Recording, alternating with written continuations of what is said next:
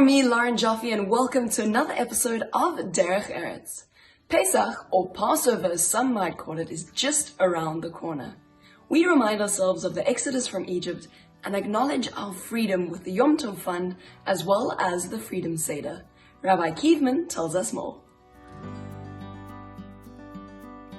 So much preparation, much anticipation.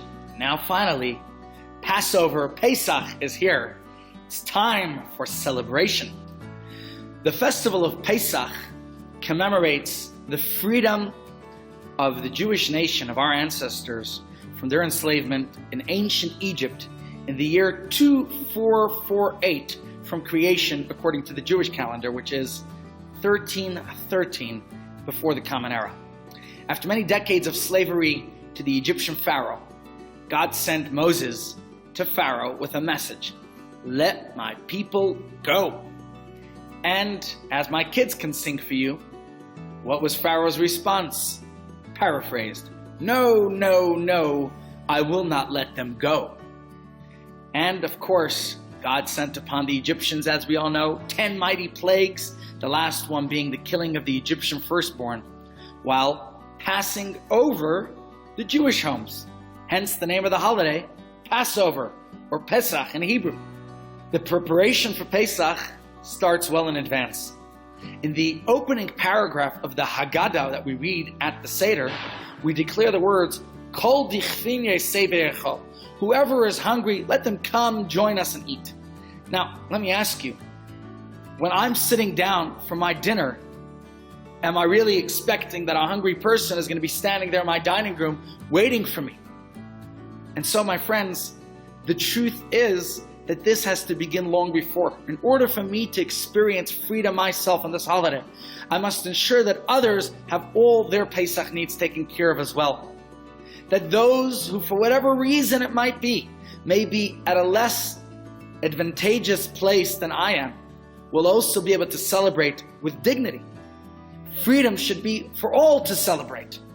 And so it's an age-old Jewish tradition that we contribute generously to charity and to those less fortunate than ourselves, to anyone who's in need, so that they could provide, they could take care of their necessities for the festival, their food, their matzah, their clothing, whatever personal expenses it might be. And it's very common that when we start our meals, just like in the Haggadah we say, whoever's hungry, let them come and eat, we remind ourselves of this obligation towards society at large. That's why many people have a little charity box in every room possible. In their kitchen, before they're going to eat themselves, consider those who can't afford to eat. In our bedroom, in our office, even in the car, in order to be generous and considerate and kind to others. And so this special Pesach fund to provide people with their needs is known as Ma'ot Chitim, the wheat fund, or Kimcha de Pischa, the Pesach flour as it was referred to in Aramaic back in Talmudic times. We know that charity begins at home. That's why we look after our own. But it doesn't end there. As a great famous sage Hillel taught, Imein ani li mili, if I'm not for me, who will be? But uchshani la'atzmi, if I'm only for myself, then mani, what am I really truly worth? Many great Jewish philanthropists, so many in our community, are very generous to communal funds, but even more than that, to many other worthy organizations in the community beyond our own. So many institutions are funded by Jewish philanthropy. So it's our obligation to look out for those less fortunate than ourselves. When we do that, as we saw with the pandemic, what starts in one part of the world certainly continues, it spreads. And goodness and kindness spreads contagiously as well. So when we're kind to others, that kindness has a ripple effect and travels around the world. So with that in mind, I would say that no doubt, when we're generous and kind to others, God will be generous and kind and reciprocate to us as well. Derech Eretz.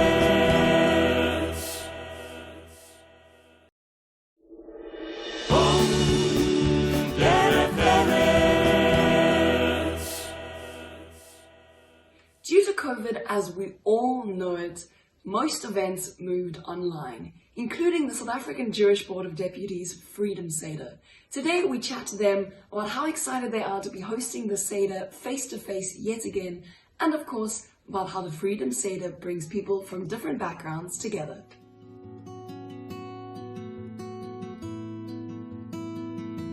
The Freedom Seder is a very, very special event that the SAJBD has been running for many years. And the concept of the Freedom Seder is that we are taking the messages and the learnings from the story, from the Haggadah, the book that we read at the Passover dinner. And we take that Haggadah and we take the lessons and look at contemporary issues. So what is phenomenal is that Pesach coincides mostly with Human Rights Day, and certainly Human Rights Month. This year it's not, but generally it falls in March. And we can take so many lessons from the Pesach story, the issues of freedom, the issues of coming out of slavery, moving away from persecution, coming away from intolerance, and forming a new society that is based on democratic principles. And that's so in line with the story of the South African move and transformation from apartheid to a human rights culture that we enjoy today and the democracy that we enjoy today. So it's a wonderful opportunity for us to reflect on both of those stories, the exodus from Egypt and the transformation to democracy in South Africa. And that's really, really exciting. And there's so many of these principles and values that we can explore, and we do explore during our Freedom Seder. We invite to our Freedom Seder people that we want to share our story of freedom and moving away from slavery and the story of Pesach. We want to share these stories with people outside of our community, because I think people in our community are quite familiar with the concepts. But every year we choose a guest or two who's also got an amazing story to tell, somebody who's been involved in the struggle against apartheid. One of our very special guests was Mac Maharaj, and Mac could tell not only his own story in the struggle, but also the story of so many other heroes in the South African transformation.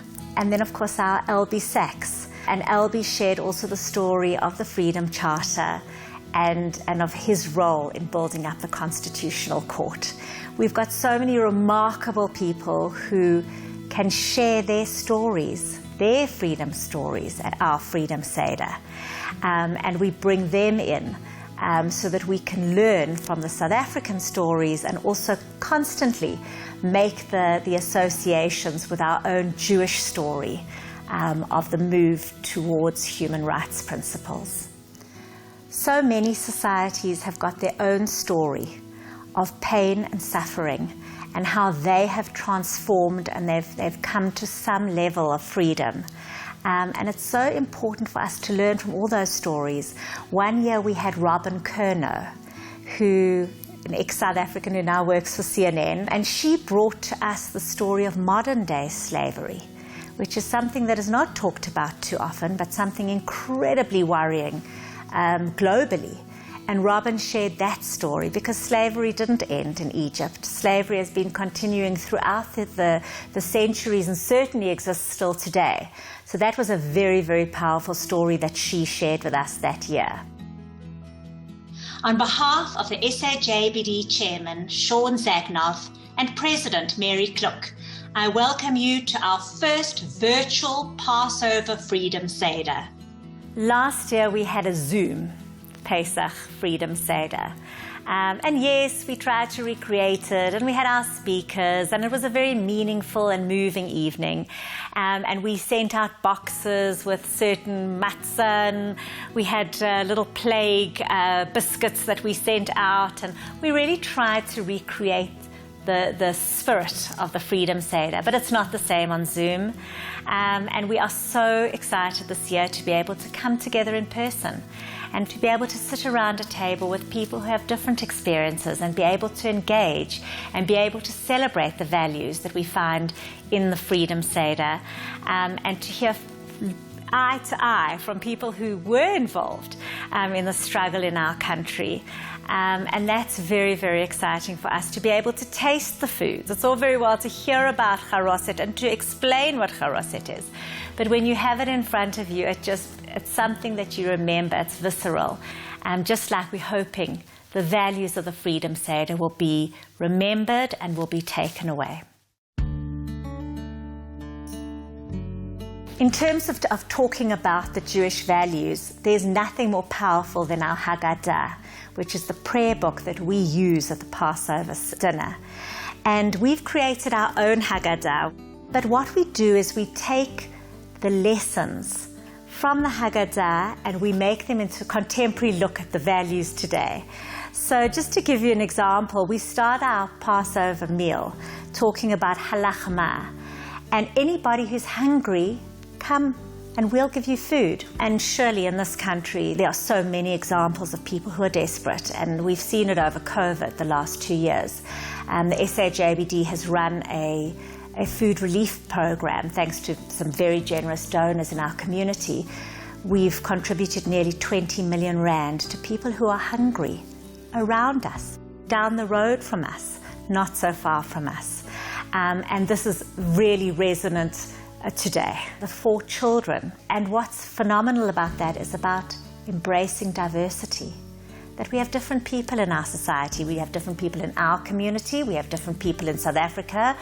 And we need to embrace those differences and we need to celebrate those differences. And that's actually what this prayer is all about. And we have the amazing foods that we are also familiar with from the charoshet and the meaning of the charoshet and the symbolism of the charoshet and what that means. Certainly the maror, and we have had bitter herbs the last 2 years.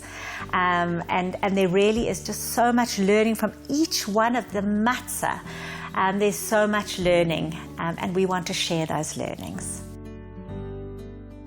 We have our Seder plate, which has so many different foods. It has the egg that reminds us of the hardship that as the Jewish people in Egypt, they worked so hard, and it was a really hard experience for them, and it just got, their lives got harder and harder. We have the charoset, which reminds us the sweet tastes and the bitter tastes, and that we all come together and as a society of different people, and also we remember the cement that was used in the pyramids. That reminds us again of the suffering. We have the bitter herbs just to remind us of the really tough times that we had in Egypt. So those are some of the items on the Pesach Seder plate that we put on each table and we describe in detail. Freedom Seder has such beautiful significance for us as a community to be able to engage with the broader South African society, and the important time that it is right now between Human Rights Day and Freedom Day. Such an important, meaningful time in the year. So it really is special to be able to have that experience. And just personally, for me, to be able to sit with people outside of our community. We've been in such a tiny little bubble for so long, and it's so great to be able to expand that horizon and be able to really engage with different people we've been through so much the last couple of years, and to be able to come together again, eyeball to eyeball, to be able to share our background, to be able to share our heritage, to be able to come to common values. And I think that's really just such a very special opportunity. I think many of the lessons in the Haggadah reflect on issues around Derech Eretz. How we're treating people, how we're treating children, how we're treating diversity, how we are embracing people who are different from us, and learning from people who are different from us, and learning from experiences of other people. That's very much the values of this Freedom Seder. So I think that encapsulates what we're trying to achieve on the night.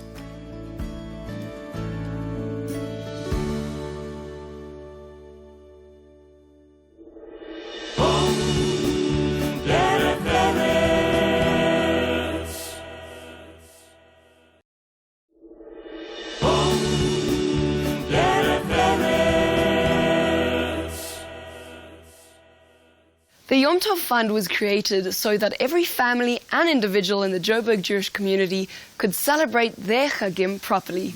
Today we chat to its founder and we find out how did the Yom Tov Fund start and how it's going.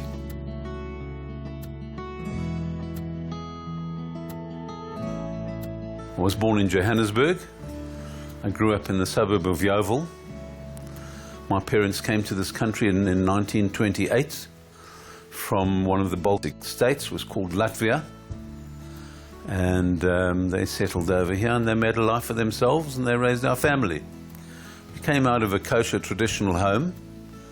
Fairly observant, but not 100% observant in those days. Very few people were 100% observant. But very traditional, and we used to go to shul, synagogue, once a week on the Sabbath. And that's how I was raised. And so I became more and more orthodox as I came involved. How I came to the Yom Tov Fund, which is a charity fund which takes care of indigent families who don't have the financial wherewithal to cater for the Yom Tov, for the festivals. I was sitting with one of my teachers, and it was just prior to one of the festivals, just prior to the festival of Pesach, Passover, and he leaned over to me and he handed me some money, and he said, "Look, so-and-so is not in a good financial situation. Could you give him this money anonymously to use for his festival preparations?" Which I obliged. And it seemed like a very good idea, and that's where the Yom Tov Fund was born. And it's grown over the years, and it's come to the point now that my recipients are used to me coming, and they start calling me a few weeks before the festival, and that they want to know, am I going to be able to help them this year again, the season again, which of course I do oblige, and that's what I do. I must say, of the South African community, they are very, very generous people, and they respond very well and very, very generously. It's of course very confidential. We don't disclose to the donors who the recipients are, and vice versa. We have approximately 60 families and individuals who are on our books that we help twice a year. Pesach is an 8-day festival, and it involves a lot of grocery shopping. Matzahs, wine, meat, fish. It's one of the most expensive festivals of all. So that's the first one which we do, you see. And then we come to the New Year, the Rosh Hashanah one, which is succeeded just a few short days afterwards by Yom Kippur. That's the Day of Atonement. And then by Sukkot, the Festival of Booths. So the Festival of Booths is also an 8-day festival, where we move out of our houses and we go into a kind of a makeshift booth outside our house, in the garden perhaps, or on a veranda. And again, it's a lot of festive meals. So those are really the main seasons that we go for. It's a very basic thing. Here, the Almighty is instructing a person to rejoice on a festival. Now the man starts thinking, now he's got to go and do his shopping. And he looks at his credit card, he sees it's on max. He looks at his cash float, it's nothing there. It's a great sadness to a person to have to celebrate, and he's commanded to celebrate, and he doesn't have what to celebrate with. And this is really the main reason why I do what I do, so that people who don't have can fulfill the will of the Almighty by celebrating the Yom Tov festival, whether it be a few items of clothing they need for the children, or some nice food, or even just basic meals for some, so that they can go with a good heart, because we're commanded to rejoice, to be happy on our festivals. How can you be happy if you can't put food on the table? In the heavenly realms, there are two power sources. There's a positive power source and a negative power source, you see.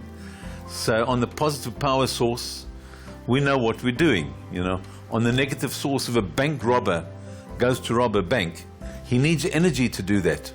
All energy comes from the Almighty. He's the source of all energy in the world, you see.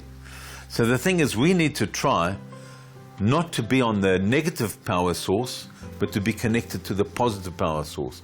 So the most salient way you can establish you're on a positive power source connection is by giving. Because the Almighty is the ultimate giver. He doesn't take anything, He only gives. So if you are giving, and the more you give, the more you're identifying with the Almighty and the more you're connected to that positive power source.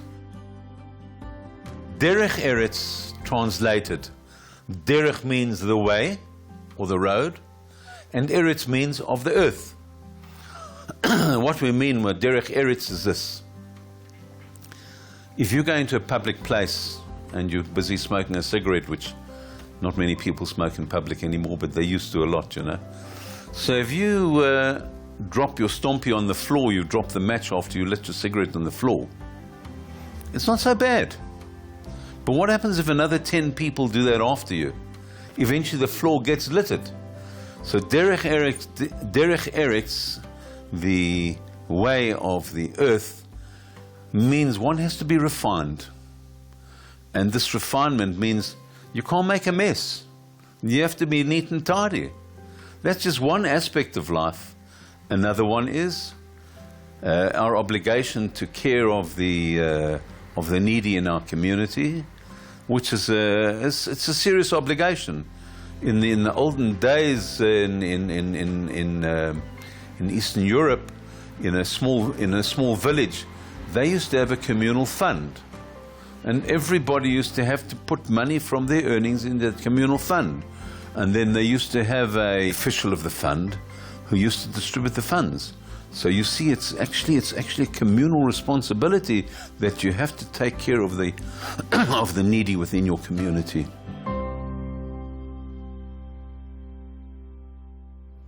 Well, we've come to the end of the show for this week's episode of Derech Eretz. As always, we'd love to hear from you, so please send us a Facebook message at Derech Eretz Connect. From me, Lauren Jaffe, and the Derech Eretz team, have a beautiful week.